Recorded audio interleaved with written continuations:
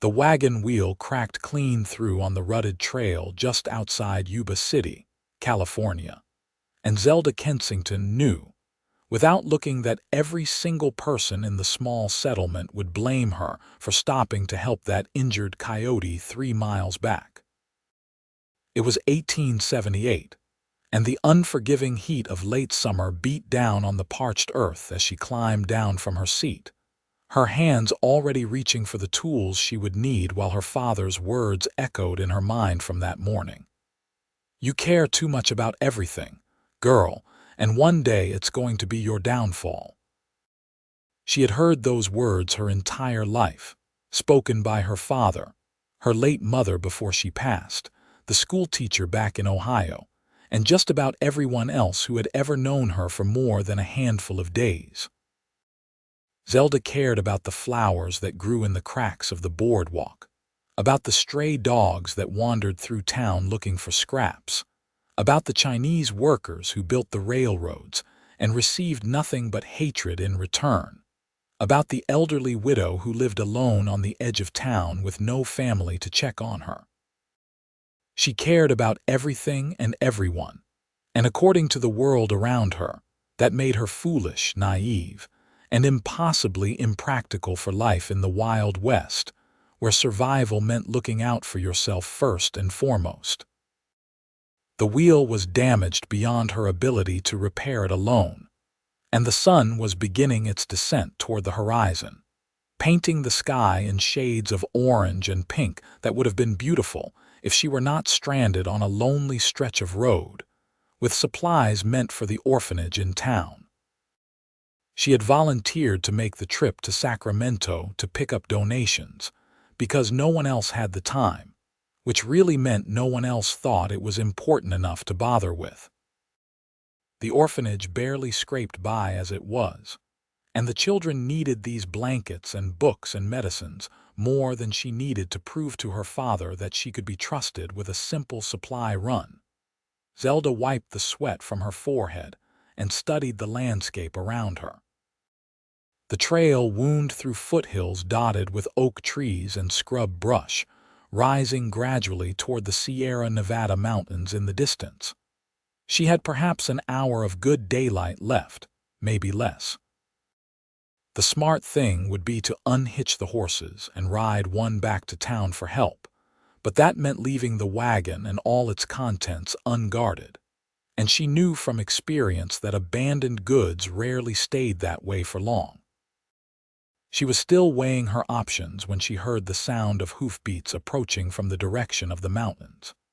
Zelda reached instinctively for the rifle her father had insisted she bring, then relaxed slightly when she saw it was a single rider rather than a group.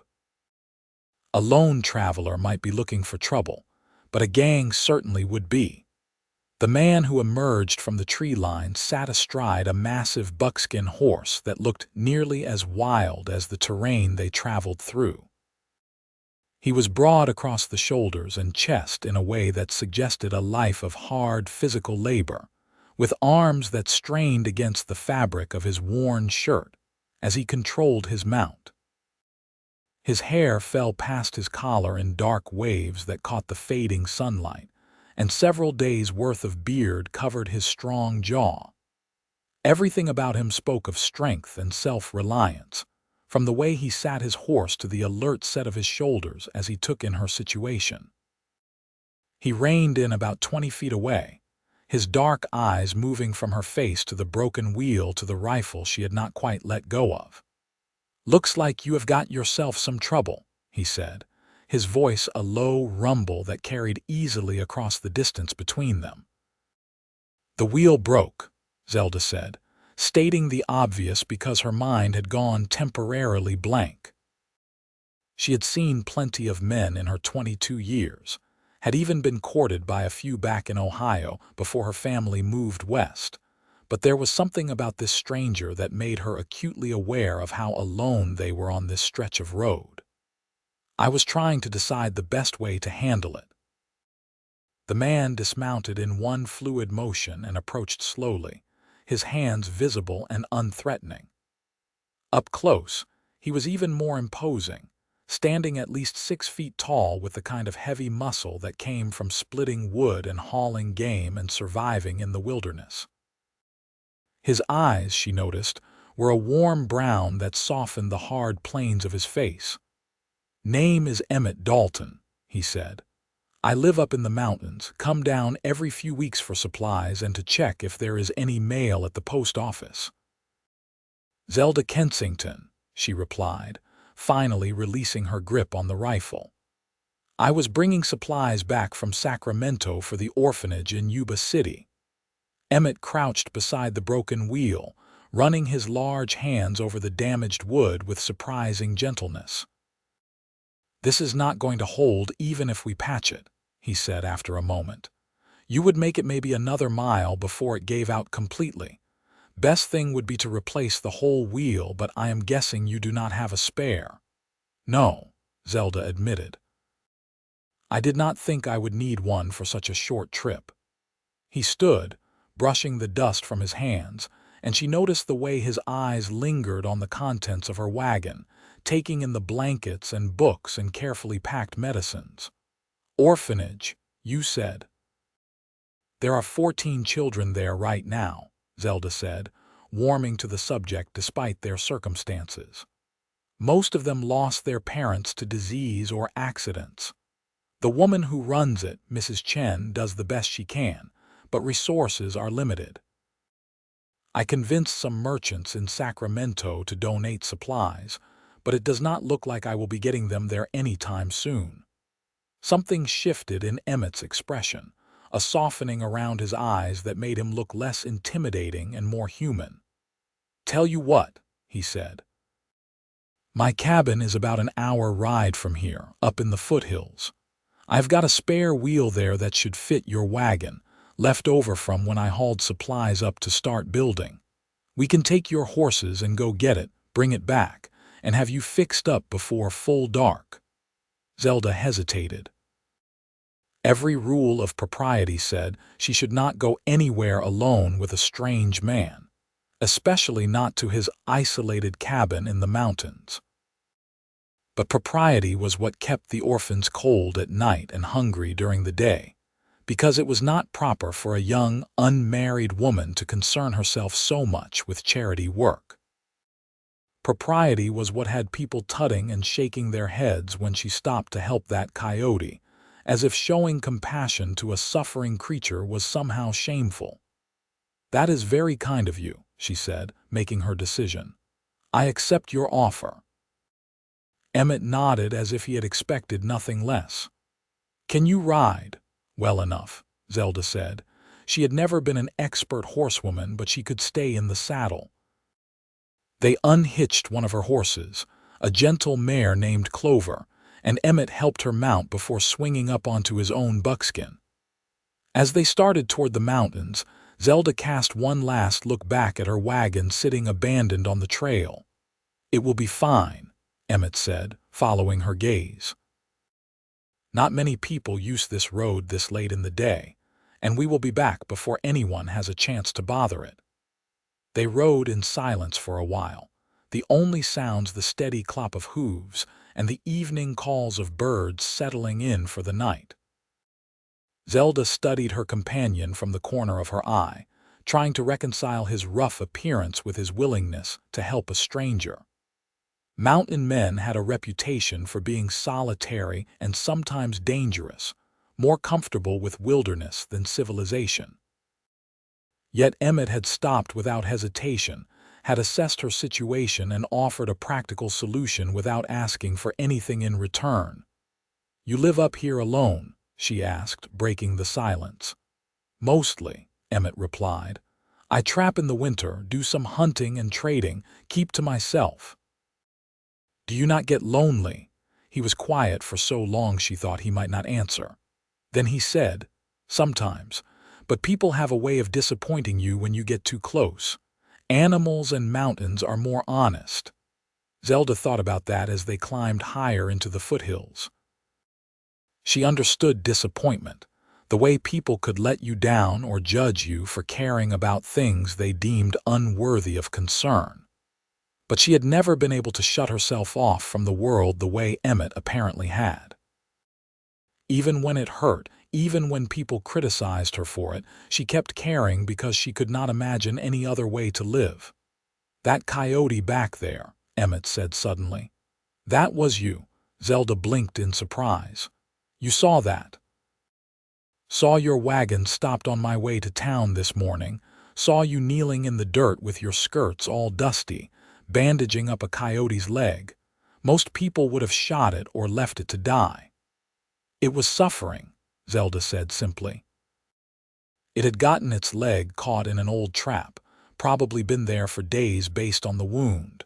I could not just leave it like that.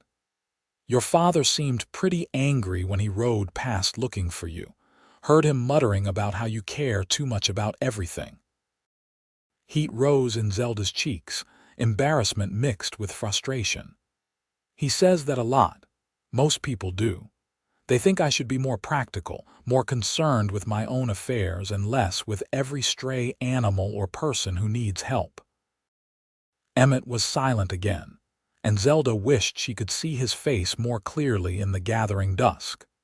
She wondered if he thought she was foolish too, if he was already regretting his offer to help someone so impractical. They climbed higher, the trail narrowing as it wound between rocky outcroppings and thick stands of pine.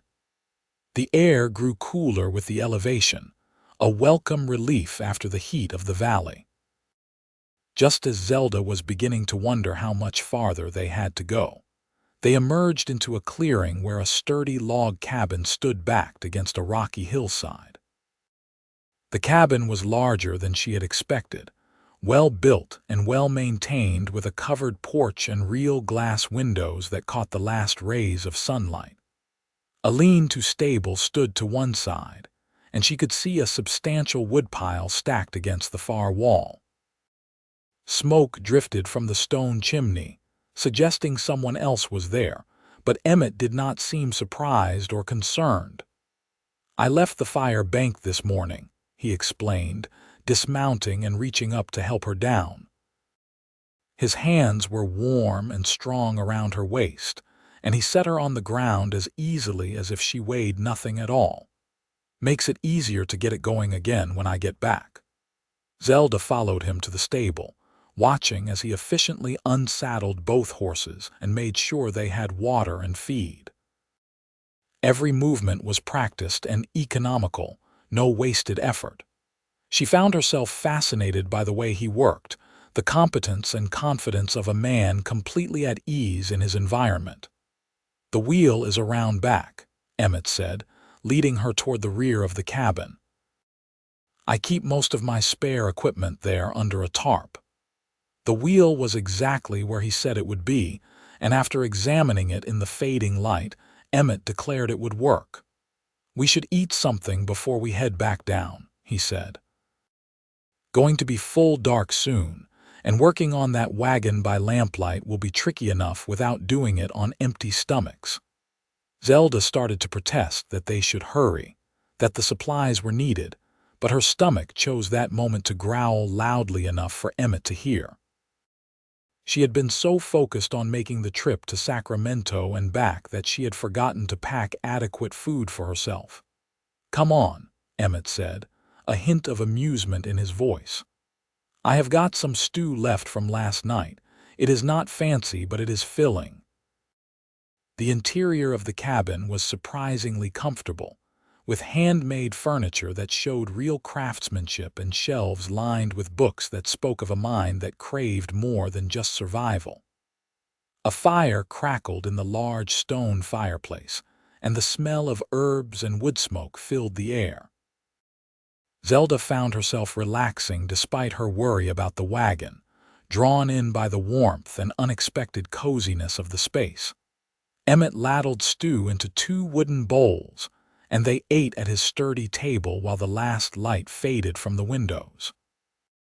The stew was good, rich with meat and vegetables, and Zelda realized she had not eaten since early that morning.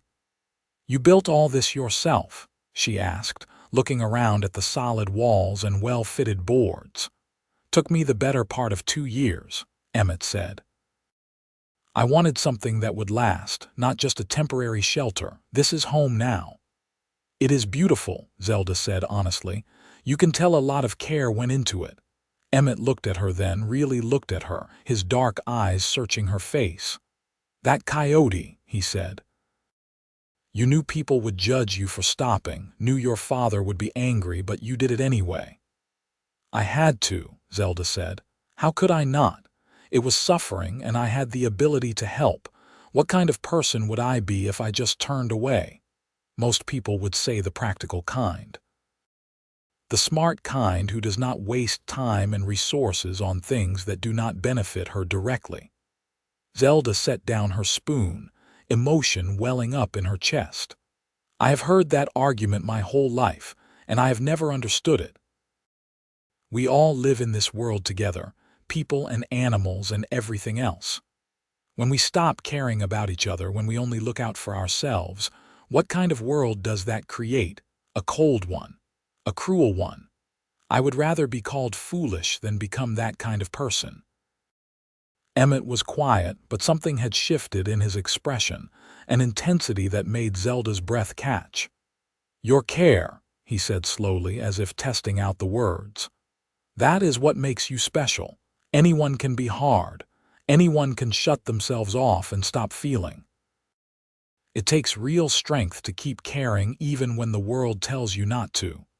No one had ever said anything like that to her before. Zelda felt tears prick at her eyes, unexpected and overwhelming. All her life she had been criticized for her tender heart, had been told she was too emotional, too sensitive, too concerned with things that did not matter. And here was this mountain man, this solitary stranger who barely knew her, seeing her in a way no one else ever had. Thank you, she whispered. You have no idea how much that means to me. Emmett reached across the table and covered her hand with his, the gesture both gentle and grounding. I think I do, he said. I used to be like you once. Cared about people, tried to help, got kicked in the teeth for my trouble. That is why I came up here, why I live alone. But seeing you today, seeing you help that coyote despite knowing what people would say, watching you worry about getting supplies to those orphans even though you are stranded on a lonely road, it reminded me of something I had forgotten. Caring is not weakness. Shutting yourself off, that is the real cowardice. They sat like that for a long moment, his large hand warm over hers, the fire crackling softly in the background. Zelda felt something shift inside her, a connection forming that she could not name but could definitely feel. Finally, Emmett released her hand and stood. We should get that wheel down to your wagon. Moon is almost full tonight, should give us enough light to work by. They loaded the wheel and the tools they would need onto Emmett's horse, then rode back down the mountain together. True to his word, the moon rose huge and bright, turning the landscape silver and making the trail visible enough to navigate safely. Zelda found herself acutely aware of Emmett riding beside her, his solid presence both comforting and exciting in a way she had never experienced before. The wagon was exactly as they had left it, untouched and waiting. Emmett worked efficiently in the moonlight, his strong arms making quick work of jacking up the wagon and removing the broken wheel. Zelda held the lantern and passed him tools, watching the play of muscles beneath his shirt as he worked. She had never been the type of woman to swoon over physical attributes, but there was something undeniably attractive about Emmett's capable strength, the way he approached every task with quiet competence. There, he said finally, lowering the wagon back onto its new wheel. That should get you back to town without any trouble. Take it slow on the rough patches, let the wheels settle in. I do not know how to thank you, Zelda said. You did not have to help me, but you did anyway. That means more than you know. Emmett wiped his hands on a rag, then turned to face her. In the moonlight, his features looked softer, more vulnerable. Truth is, I was not planning on going to town today. I was heading back home when I saw your wagon this morning and something made me turn around. I told myself it was just to pick up supplies I did not really need, but I think some part of me wanted to see if you were all right. When I came back and saw you still here, broke down and alone, I knew I had to help. Why? Zelda asked softly. Because in all my years of living alone, staying away from people and their judgments, I forgot what it was like to see real kindness. You reminded me. That coyote could have bitten you, could have caused you all sorts of trouble, but you helped it anyway because it was the right thing to do. That is rare, Zelda. That is worth protecting. His words sent warmth flooding through her chest. You barely know me. I know enough, Emmett said. I know you care about orphans nobody else thinks about. I know you stop for injured animals when everyone else would pass them by. I know you speak your mind even when people tell you that you care too much. That is more than I have learned about most people in years of knowing them. Zelda stepped closer, drawn by something she could not fully explain. What happened to you? What made you leave people behind? Emmett was quiet for a moment and she thought he might not answer. Then he said, I was a lawman once down in Texas. Believed in justice, in helping people, in making the world a better place. But justice and the law are not always the same thing, and when I tried to do what was right instead of what was legal, I ended up losing everything. My badge, my reputation, nearly my life. The people I had been protecting turned on me because I cared more about doing right than following rules that were wrong. So I came out here, figured if people did not want someone who cared too much, I would just stop caring altogether. But you do care, Zelda said. You stopped to help me. You are taking time out of your life to make sure I get these supplies to children you have never met. That is caring, Emmett. Maybe, he admitted. Or maybe I just could not stand the thought of you stranded out here alone, trying to do something good and getting punished for it. Same thing that happened to me. Zelda reached out and touched his arm, feeling the solid strength beneath her fingers. I am glad you stopped. I am glad you cared enough to help. And for what it is worth, I think you did the right thing back in Texas. The world needs more people willing to stand up for what is right even when it costs them. Emmett covered her hand with his, and Zelda felt that connection again, stronger this time. You should get back to town, he said, but he did not move to release her hand. Those orphans need their supplies. Come with me, Zelda said impulsively. It is late and you could stay at the boarding house. My father runs it, and I know he would give you a room, especially after you helped me. I do not know if that is a good idea, Emmett said, but she could hear the uncertainty in his voice, the part of him that wanted to say yes. Please, Zelda said. I would like to see you again, and if you just disappear back into the mountains, who knows when that will be. Besides, you said you were coming to town for supplies anyway. You might as well get them now.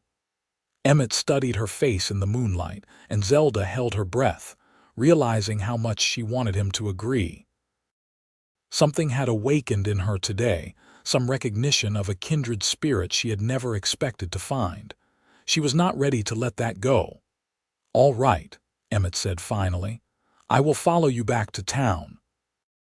The ride to Yuba City took just under an hour, and Zelda found herself looking back frequently to make sure Emmett was still there, his buckskin horse keeping pace with her wagon.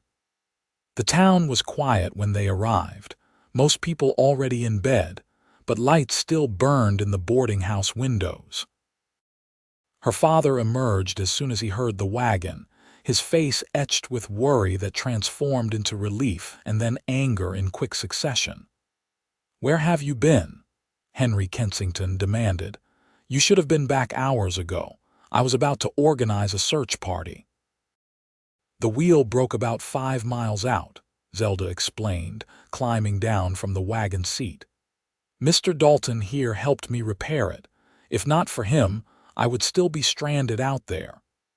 Henry looked at Emmett with suspicion, taking in his rough appearance and isolated manner. "That was decent of you," he said grudgingly. "We appreciate the help." "I told Mr. Dalton he could have a room for the night," Zelda said firmly. "It is the least we can do after he helped me." Her father opened his mouth to object, then seemed to think better of it. "I suppose that is fair." "Come on in, Mr. Dalton. I will show you to a room." Zelda took care of the horses while her father got Emmett settled, then hauled herself up the stairs to her own small room, exhausted but too energized to sleep. She kept replaying the evening in her mind, remembering the warmth of Emmett's hand over hers, the way he had looked at her and called her care a strength instead of a weakness. She had never felt so seen, so understood by another person. She was still awake when dawn light began filtering through her window, and she rose quickly to wash and dress. The supplies for the orphanage still needed to be delivered, and she wanted to do that first thing. But as she came down the stairs, she found Emmett already in the dining room, having coffee with her father. "Morning," Emmett said, standing as she entered. His hair was damp, suggesting he had washed at the pump outside, and he had changed into a clean shirt that only emphasized the breadth of his shoulders. "Good morning," Zelda replied, feeling suddenly shy under his gaze. "I was going to take the supplies to the orphanage if you wanted to come." "I would like that," Emmett said. They took the wagon through town as the settlement was waking up, people emerging to start their daily routines. Zelda was aware of the curious looks they received, the way people took note of the large stranger accompanying the boarding house keeper's daughter. She had lived in Yuba City for 3 years now, and she knew how quickly gossip spread through the small community. The orphanage was a converted farmhouse on the edge of town, and Mrs. Chen was already up when they arrived, hanging laundry in the morning sun. She was a small Chinese woman with graying hair and hands roughened by decades of hard work, and her face lit up when she saw the wagon. "Miss Zelda, you did it," she exclaimed, hurrying over. "I was not sure the merchants would actually donate anything." "They needed some convincing," Zelda admitted.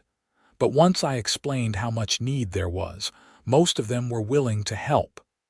Together, the 3 of them unloaded the supplies while children began emerging from the house, curious about the commotion. They ranged in age from a tiny girl who could not have been more than 4 to a gangly boy on the verge of adolescence.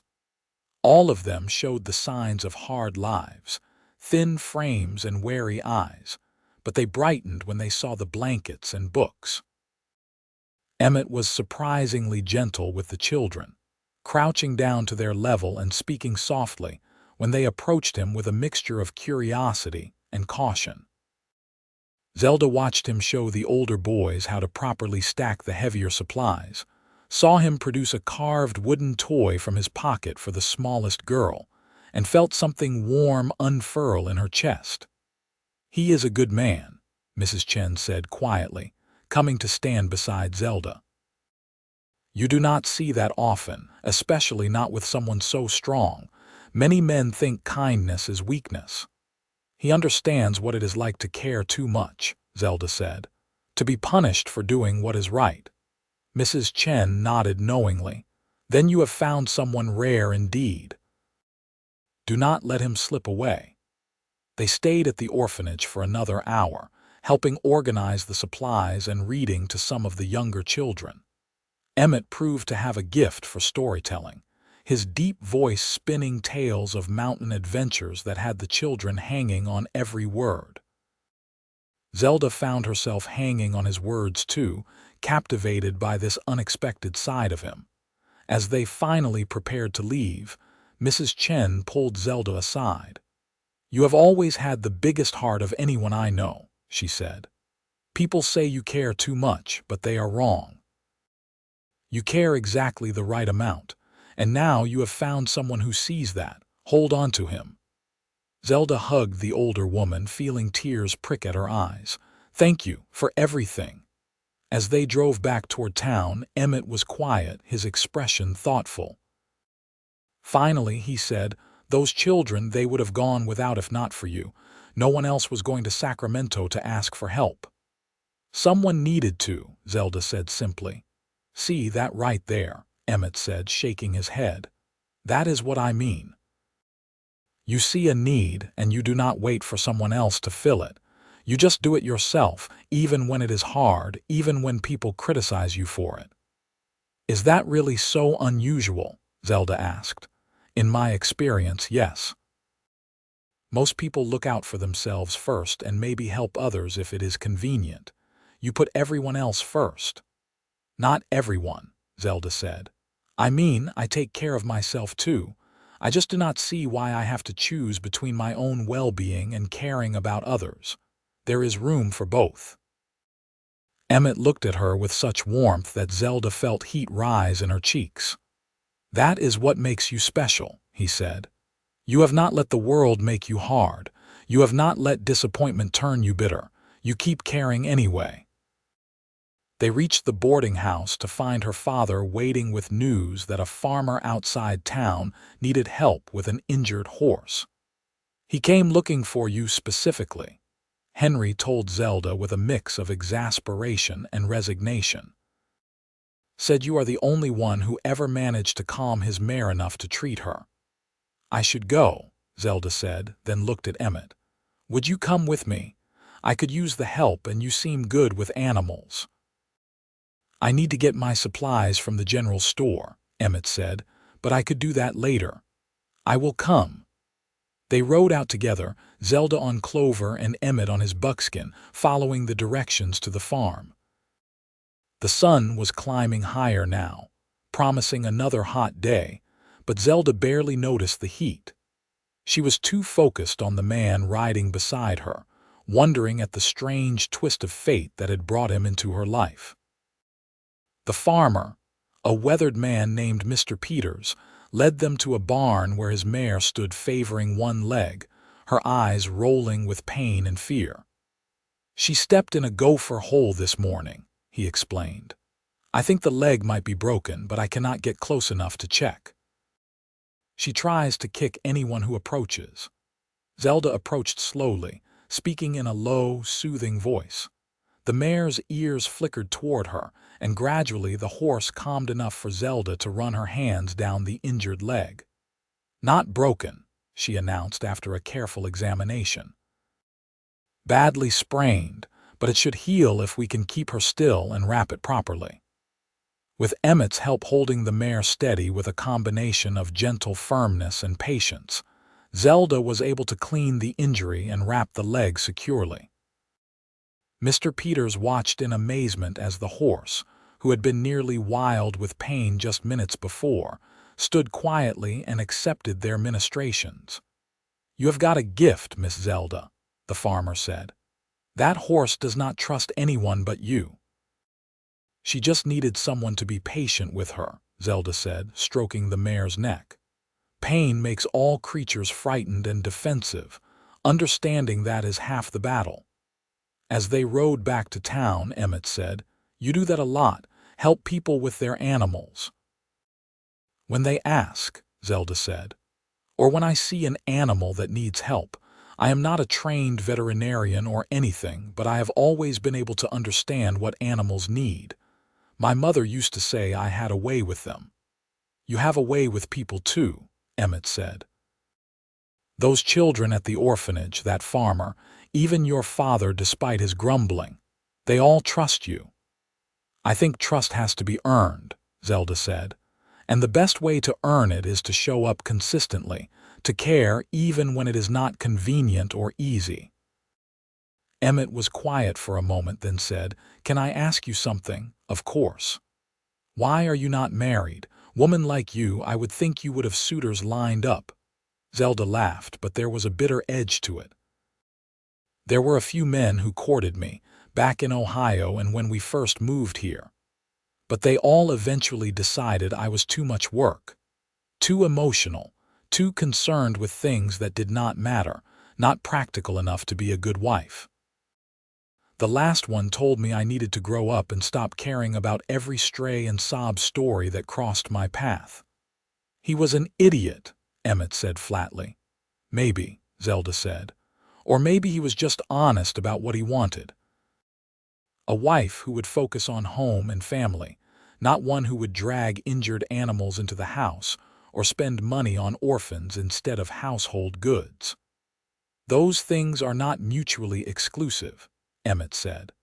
A woman can care about her family and still have compassion for others. In fact, I would think the kind of woman who shows that much care for strangers and animals would be exactly the kind of mother any man would want for his children. Zelda felt emotion well up in her throat. That is a beautiful thought, but most men do not see it that way. Then most men are fools, Emmett said, including me, for thinking the answer was to stop caring altogether. You are showing me a different way, Zelda. A braver way. They reached town in the early afternoon, and Emmett finally headed to the general store to get his supplies. Zelda went back to the boarding house to help her father with the midday meal service, but her mind kept drifting to the mountain man who had appeared in her life so unexpectedly. She found herself watching the window, waiting for him to return. When he finally did, he had his arms full of packages and a troubled expression on his face. Zelda met him at the door, immediately sensing something was wrong. "What happened?" she asked. "Nothing bad," Emmett said, but his voice was tight. "Just heard some talk in the store. Apparently people are speculating about us, about you spending time with a strange mountain man. Some of them are saying things that are not very kind." Zelda felt anger flare in her chest. "Let me guess. They are saying I am being foolish again, caring too much about the wrong things, making poor choices." "Something like that," Emmett admitted. "I do not want to cause trouble for you, Zelda. Your reputation matters in a small town like this." "My reputation has never been stellar anyway," Zelda said firmly. "People have been criticizing my choices since we moved here. I am not going to stop spending time with someone who understands me just because narrow-minded gossips do not approve." Emmett looked at her with something like wonder. "You really do not care what they think, do you?" "Oh, I care," Zelda said. "It hurts when people judge me when they think I am foolish or naive. But I have learned that living my life trying to please everyone else just makes me miserable. I would rather be true to myself and face criticism than betray who I am for approval." "That takes courage," Emmett said quietly. "So does choosing to care again after the world has hurt you," Zelda replied. "I think we both have our own kind of bravery." Over the next week, Emmett stayed in town, claiming he needed to wait for a special order of supplies that had not come in yet. Zelda knew he was making excuses, but she did not call him on it. She was too happy having him nearby, too grateful for his steady presence and understanding. They fell into an easy routine. Emmett would help her father with repairs around the boarding house in the mornings, his strong arms making quick work of tasks that would have taken Henry days to complete. In the afternoons, he would accompany Zelda on her various errands of mercy, helping her deliver food to elderly shut-ins, assisting with repairs at the orphanage, even tracking down a lost dog that belonged to a heartbroken little girl. The townspeople slowly began to warm to Emmett, won over by his quiet competence and obvious devotion to helping Zelda with her charitable works. Even her father, who had been suspicious at first, began to appreciate the mountain man's steady character and work ethic. But it was in the quiet moments, the times when they were alone together, that Zelda felt their connection deepening into something more than friendship. There was the evening they sat on the boarding house porch watching the sunset, and Emmett told her about his childhood in Texas, about parents who had taught him to value justice and compassion. There was the afternoon they rode out to check on the farmer's injured mare, and their hands brushed as they both reached to stroke the horse's neck. the touch sending electricity through Zelda's entire body. There was the morning she found him reading to the children at the orphanage, his deep voice gentle as he helped a struggling boy sound out difficult words, and she realized she was falling in love with him. The realization should have frightened her, but instead it felt right, like something she had been waiting for without knowing it. Emmett understood her in a way no one else ever had. He did not just tolerate her caring nature, he celebrated it, encouraged it, joined her in it. With him, she did not have to apologize for who she was or try to be less than herself. She could be fully, completely Zelda, and that was not just enough, it was exactly what he wanted. She thought Emmett might feel the same way, based on the way he looked at her when he thought she was not paying attention, the way he always found excuses to touch her hand or stand close to her. But he had not said anything, had not made any declaration, and Zelda found herself growing impatient with the waiting. The moment came one evening when they had ridden out to return a book to Mrs. Chen. The orphanage director had invited them to stay for dinner, and they ended up spending hours there, playing with the children and helping put the youngest ones to bed. It was full dark when they finally started back to town, riding slowly under a sky brilliant with stars. "Have you thought about going back to your cabin?" Zelda asked, trying to keep her voice casual even though the thought of him leaving made her chest ache. "I have thought about it," Emmett admitted. "My supplies came in 2 days ago, but you are still here." "I am still here," he agreed. "Why?" Emmett reined in his horse and Zelda stopped beside him. They were on a quiet stretch of road between the orphanage and town, alone under the vast western sky. When Emmett looked at her, his expression was open and vulnerable in a way she had never seen before. "You know why," he said quietly. "I think you have known for days now." Zelda's heart was pounding so hard she could barely breathe. "I want to hear you say it." Emmett dismounted and came to stand beside her horse, looking up at her. "I am staying because I cannot bring myself to leave you. These past 2 weeks have been the happiest I have felt in years, maybe in my whole life. Watching you care for people and animals, seeing you stand up for what you believe in despite criticism, being part of your mission to make the world better, it has reminded me why I used to believe in people. You have reminded me who I used to be, who I still want to be." He reached up and helped her down from her horse, his hands strong and sure around her waist. When her feet touched the ground, he did not let go. "I love you, Zelda," he said, the words simple and profound in the quiet night. "I love your enormous heart and your stubborn kindness and the way you refuse to let the world make you small. I love that you care too much, because your care is what makes you so special. I want to spend the rest of my life helping you take care of all the people and creatures who need us. If you will have me." Tears were streaming down Zelda's face, but they were tears of joy so pure it felt like her heart might burst. "I love you too," she whispered. "I have never felt so understood, so accepted for who I really am. With you, I do not have to apologize for caring. I can just be myself." Emmett cupped her face in his large hands, his thumbs gently wiping away her tears. "You should never have to apologize for who you are. You are perfect exactly as you are." When he kissed her, it was gentle and reverent, a promise and a beginning all at once. Zelda melted into him, feeling the strength of his arms around her, the solid reality of this man who saw her and loved her for everything she was.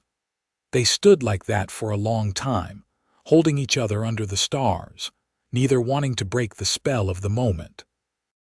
Finally, Emmett said, "I should probably ask your father for permission to court you properly." Zelda laughed, the sound bright with happiness. "He already knows. He told me yesterday that he has never seen me so happy and that any man who could make me smile like that was all right with him." "Still," Emmett said, "I want to do this right. You deserve all the proper courtship and respect." "What I deserve is you," Zelda said, reaching up to touch his bearded jaw. "Everything else is just details." They rode back to town holding hands between their horses, not caring who might see or what they might say. When they reached the boarding house, Henry was waiting on the porch, and he took one look at their joined hands and radiant faces and simply nodded. "About time," was all he said, but there was a smile on his weathered face. The next few months were the happiest of Zelda's life. Emmett moved from the boarding house to a room above the general store, close enough to be respectable but near enough that they could see each other every day. He became a fixture in the town, known for his quiet strength and willingness to help anyone who needed it. Together, he and Zelda became a force for good in the community, organizing aid for struggling families, improving conditions at the orphanage, even convincing the town council to hire a proper veterinarian who would treat all animals regardless of their owner's ability to pay. People stopped criticizing Zelda for caring too much and started coming to her for help, knowing she would always respond with compassion and practical assistance. And Emmett was always there beside her, his physical strength complementing her emotional strength, his protective nature ensuring she was safe while she focused on helping others. 6 months after that first meeting on the road, Emmett took Zelda back to his cabin in the mountains. She had been curious about his home, wanting to see the place where he had lived in self-imposed isolation for so many years. The cabin was just as she remembered it, solid and well-built, surrounded by the wild beauty of the Sierra Nevada foothills. "I want to show you something," Emmett said, leading her to a spot behind the cabin where the trees opened up to reveal a stunning view of the valley below. "This is my favorite place in the world.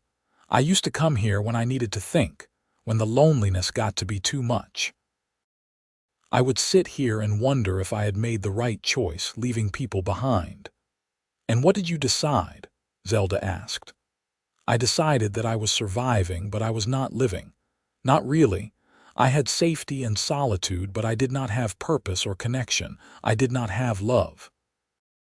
He turned to face her, and Zelda saw that he was holding a small wooden box.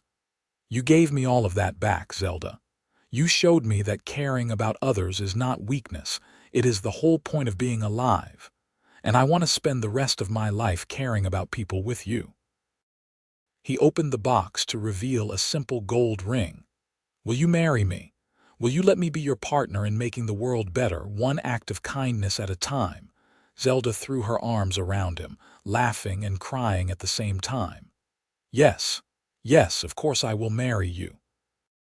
They were married in the late fall of 1878, in a simple ceremony at the church in Yuba City. Mrs. Chen and all the orphans attended, along with what seemed like half the town. Henry walked his daughter down the aisle with tears in his eyes, grateful that she had found someone who loved her exactly as she was. After the wedding, they moved into Emmett's cabin, which was large enough for both of them and isolated enough to give them privacy, while still being close enough to town that Zelda could continue her charitable work. Emmett built on an addition for the animals Zelda inevitably brought home, injured creatures that needed care before they could be released back into the wild. Their life together was not easy, but it was rich with meaning and love. They spent their days working together, Emmett hunting and trading to provide income while Zelda continued her work helping anyone who needed it. In the evenings, they would sit on the porch and watch the sunset, talking about their day and planning new ways to help their community. A year after their wedding, Zelda discovered she was pregnant. The news filled them both with joy and a little fear. Emmett worried about Zelda's health, about the dangers of childbirth so far from town. Zelda worried about balancing motherhood with her desire to continue helping others. "You will be an amazing mother," Emmett assured her, And our children will learn from watching you that caring about others is not just right, it is essential. We will teach them together." Their son was born in the spring of 1880, delivered by Mrs. Chen, who had traveled up to the cabin to assist with the birth. They named him James, and from his first moments of life, he had his mother's compassionate nature and his father's steady strength. Zelda discovered that motherhood did not diminish her capacity for caring about others. It expanded it. She brought James with her when she visited the orphanage, letting him play with the other children, and learned from a young age that helping others was a normal part of life. Emmett built a carrier that allowed Zelda to strap James to her back when she needed both hands free for her work, and the baby seemed to thrive on the constant activity and variety of people he encountered. When James was 2, they welcomed a daughter named Sarah, and then 3 years later another son they named Daniel. The cabin expanded with their family, Emmett building additional rooms and a larger porch where the children could play safely. The couple's reputation in the community grew along with their family, and they became known as the people to turn to when there was need or trouble. The orphanage thrived under their continued support, with Emmett building a new wing and Zelda organizing regular donations from the increasingly prosperous town. Several of the older orphans came to work for them over the years, learning trades and skills that would help them make their own way in the world. 2 of them eventually married and started families of their own, always remembering the couple who had cared when no one else did. As the years passed, Zelda and Emmett's love only deepened. They faced hardships together, droughts and harsh winters, illness and loss. But through it all, they held fast to each other and to their shared belief that caring for others was the highest calling. Emmett never once criticized Zelda for caring too much. Instead, he celebrated every act of compassion, every moment of tenderness, every decision to help someone in need. "You saved me," he told her one evening when they were both gray-haired and their grown children had families of their own. They were sitting on the porch, watching the sunset just as they had done thousands of times before. "When I met you on that road, I was barely alive, just going through the motions, surviving but not living.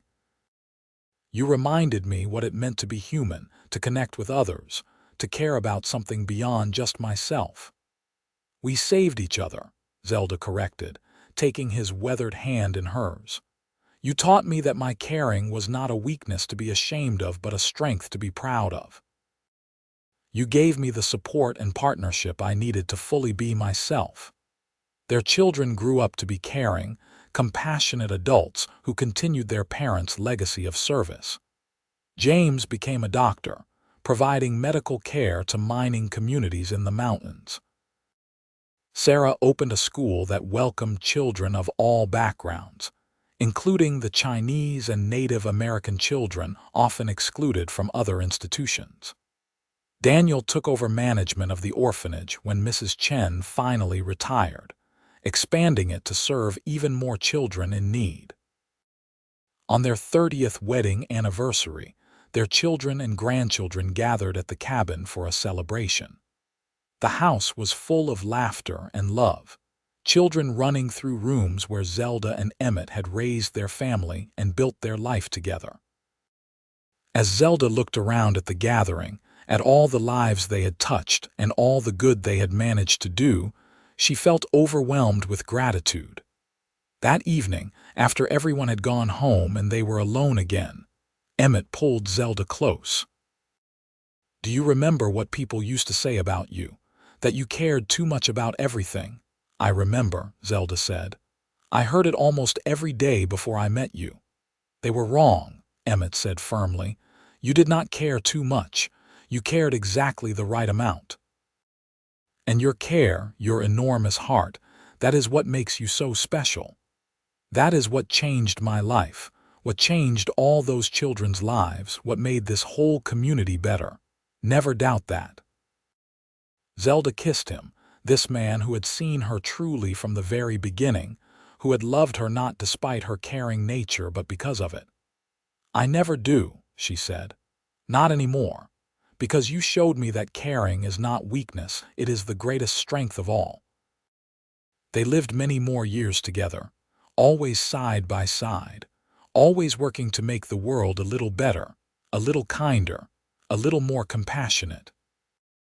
When Emmett finally passed away at the age of 78, surrounded by his family, his last words to Zelda were, "Thank you for teaching me how to care again.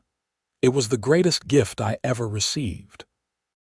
Zelda lived another 5 years, continuing their work and staying active in the community they had helped build. She spent her final years surrounded by children and grandchildren and great-grandchildren, all of them carrying forward the lessons she and Emmett had taught about the importance of caring for others. When she died peacefully in her sleep at the age of 80, the entire town turned out for her funeral. People spoke of her kindness, her compassion, her unwavering commitment to helping anyone in need. But the most moving tribute came from one of the orphans they had helped so many years ago, now an elderly man himself. "Miss Zelda used to tell us that we all had the power to make the world better, one small act of kindness at a time," he said. "She lived that truth every single day of her life." People used to say she cared too much, but Mr. Emmett knew better. He knew that her care was what made her special, what made her extraordinary. And because she cared so much, because she never stopped caring no matter what anyone said, she changed all of our lives. She saved us, all of us, just by refusing to stop caring. They buried Zelda beside Emmett on the hillside behind their cabin, in the spot where he had proposed all those years ago. The view stretched out over the valley below, over the town they had helped build, and the community they had shaped through decades of loving service. And if anyone had been there on quiet evenings, they might have sworn they could feel the presence of two souls, still together, still caring, still making the world a little bit better just by being in it. Their children made sure the cabin was preserved, turning it into a place where people could come to remember the couple's legacy. The orphanage was renamed the Dalton Care Center in their honor, continuing to serve children in need for generations to come. And in the town square, a plaque was erected with a simple inscription that captured the essence of their lives together. They said she cared too much about everything. He said her care was what made her so special. Together, they proved that caring is the greatest strength of all. The story of Zelda and Emmett became legend in Yuba City and beyond, a reminder that love is not just about romance, but about seeing and celebrating each other's truest selves. It was about finding someone who does not just tolerate your perceived flaws, but recognizes them as your greatest strengths. It was about building a life together based on shared values and mutual respect, on partnership and purpose. For in the end, what made their love story so powerful was not just that they loved each other, though they did with a depth and devotion that lasted their entire lives. What made it powerful was that they loved the same things, believed in the same principles, and dedicated themselves to the same mission of making the world better through care and compassion. Emmett had found in Zelda someone who reminded him why caring mattered, who showed him that withdrawal from the world was not strength but fear. And Zelda had found in Emmett someone who celebrated her caring nature instead of criticizing it, who stood beside her and supported her and loved her for exactly who she was. Their legacy lived on in their descendants, in the institutions they had helped build, in the town they had shaped, and in the countless lives they had touched with their kindness. And perhaps most importantly, their story lived on as a testament to a simple but profound truth, that caring is never too much, that compassion is never weakness, and that love means celebrating each other's hearts in all their beautiful, expansive, generous fullness. The mountain man and the woman who cared too much had found each other on a dusty road in the Wild West, two wounded souls seeking something they had not even known to name. What they built together over the course of their lives was more than just a marriage or a family. It was a testament to the transformative power of being truly seen, truly understood, and truly loved for who you are. It was a legacy of caring that rippled outward through generations, touching lives and changing hearts long after they were gone. And in the end, that is the truest measure of a life well lived and a love story worth telling. Not grand gestures or dramatic moments, but the quiet, steady, daily choice to care about others and to love someone who cares just as deeply. Zelda and Emmett had that, and in having it, they had everything that mattered.